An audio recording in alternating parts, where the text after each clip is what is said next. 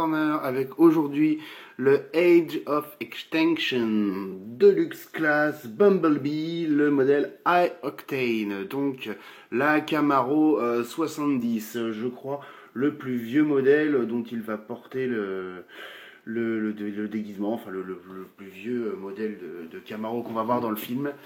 Et honnêtement, ma préférée. Voilà.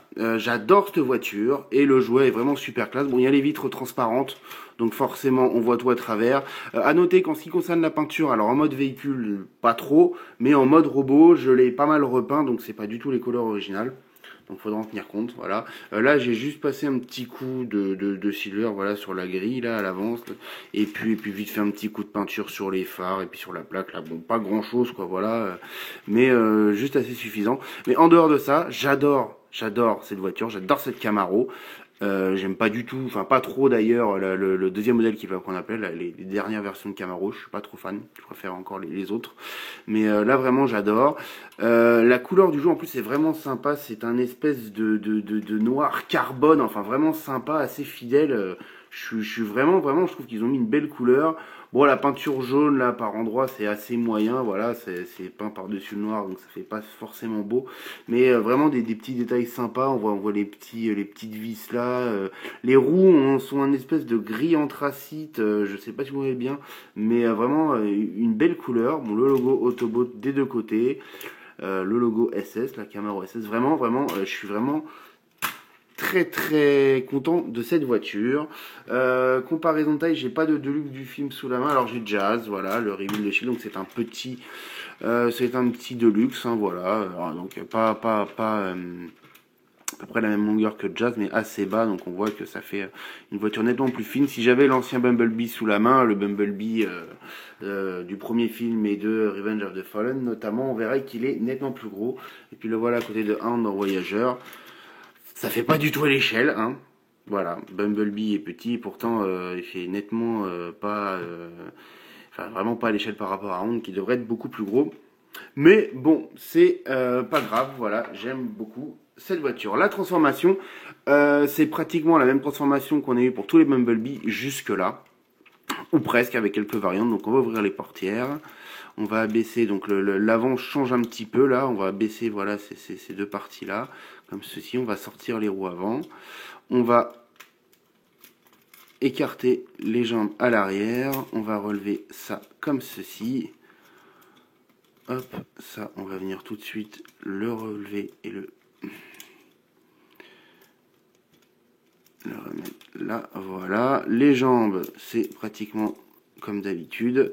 On va sortir le pied là, on va relever ça là, comme ceci. Voilà, pareil ici. On va sortir le pied, donc il est bien clipsé là. Hop, le pied là.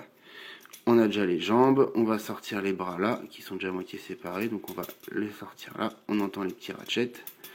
Ça tient bien, on sort.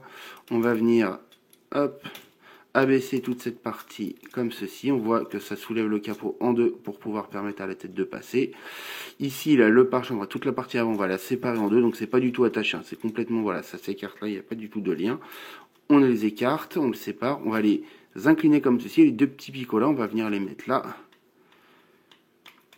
Hop, alors, normalement, ça pose pas trop de problème. Normalement, ça pose pas trop de problème. Et là, quand je fais une review, je galère évidemment. Voilà, c'est bon. On va venir mettre ça là. On va mettre les bras dans le bon sens. Là. Donc on entend les ratchets, hein, ça tient vraiment bien. On va essayer de faire en sorte que dans l'arrière, il n'y a rien qui gêne. Voilà, on va positionner ça là. Ça, on va bien, voilà, positionner ça là pour que rien ne gêne. On essaye après de tout mettre en place. Alors j'aime pas quand il y a cette partie là qui remonte un peu. Voilà. Et là, bah on a pratiquement, non pas pratiquement, on a fini notre Bumblebee Deluxe Class High Octane de Age of Extinction. Alors notre Bumblebee High Octane en mode robot, j'adorais la voiture, j'adore encore plus le mode robot. Voilà, certains vont dire non, encore un Bumblebee, ah, il y en a marre, et ben moi je suis content. Pas que je sois un grand fan de Bumblebee, mais j'adore ce jouet. Voilà, je le trouve génial. Alors juste que ce soit clair, de mes souvenirs, tout ce qui est le torse à l'intérieur, en dessous de la carrosserie, c'était jaune normalement. Les bras étaient un gris un peu plus foncé. Les panneaux là étaient tout jaunes. Les jambes étaient toutes jaunes aussi. Enfin, en tout cas, toute cette partie-là, je crois, c'était tout jaune. C'est comme ça que je m'en souviens. Je sais plus trop. Ça fait un moment que je l'ai repeint, mais grosso modo, les couleurs n'ont plus rien à voir avec ce qu'il était.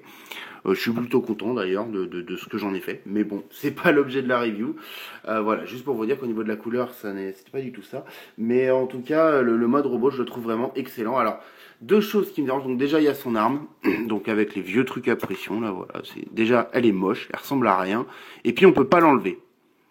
En moins de le casser. Je me suis pas encore résolu, mais peut-être que je vais le faire. Vraiment, ça m'emmerde, cette arme. J'aurais préféré sur l'autre modèle l'autre Deluxe du film avec la version moderne de Camaro. Ils ont fait un bras, enfin, qui est pas terrible, mais qui se transforme en canon. J'aurais bien voulu le même genre de truc sur celui-ci, ça aurait été nettement plus sympa. Voilà, c'est ça qui me dérange. Et puis, deuxième chose, bien que j'aime bien ce jouet, ils se sont plutôt inspirés au niveau de la transformation des Bumblebee qu'on a vu à partir du Battle Blade, donc Hunt for the Decepticon, qui est très très réputé, que moi j'aime pas du tout, enfin j'aime pas du tout le torse.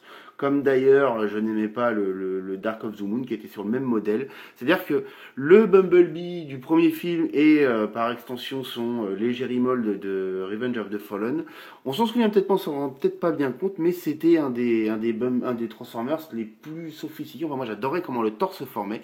Il y avait très peu de kibble. Il n'y avait pas les roues surtout qui se barraient sur le côté comme ça. C'était vraiment intégré derrière. Enfin, la façon dont le torse se transformait, je trouvais ça génial. C'était vraiment ingénieux.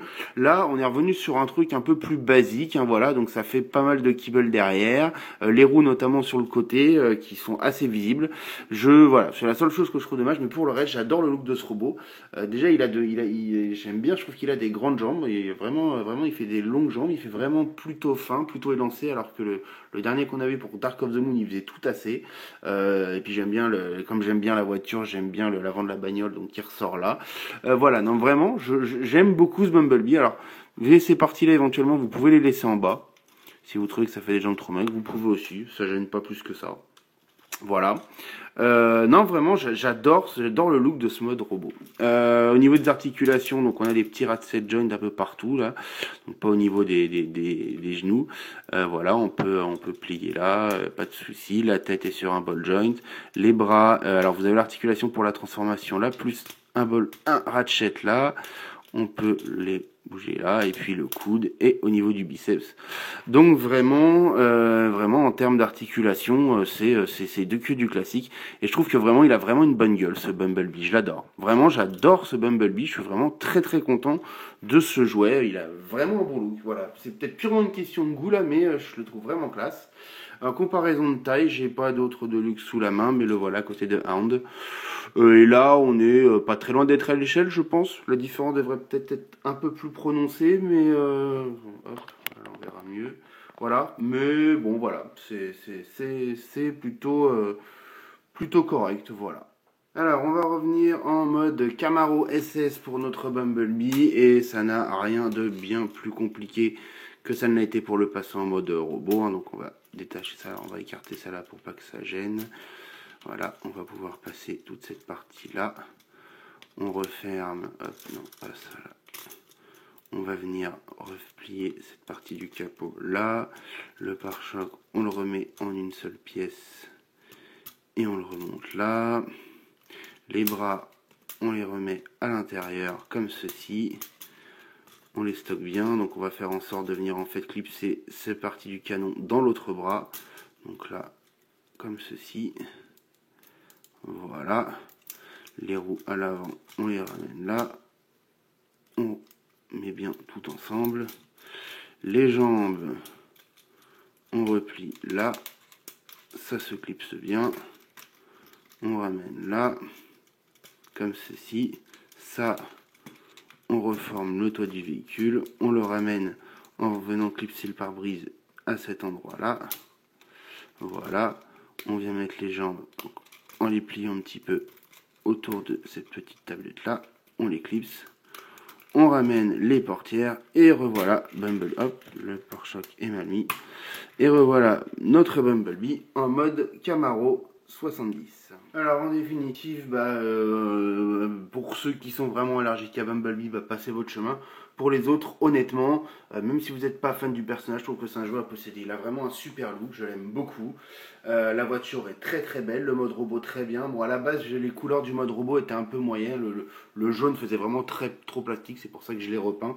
Mais sorti de ça, vraiment très beau look, j'adore. Il est vraiment sympa, il est bien articulé, on peut lui donner des bonnes poses bien dynamiques.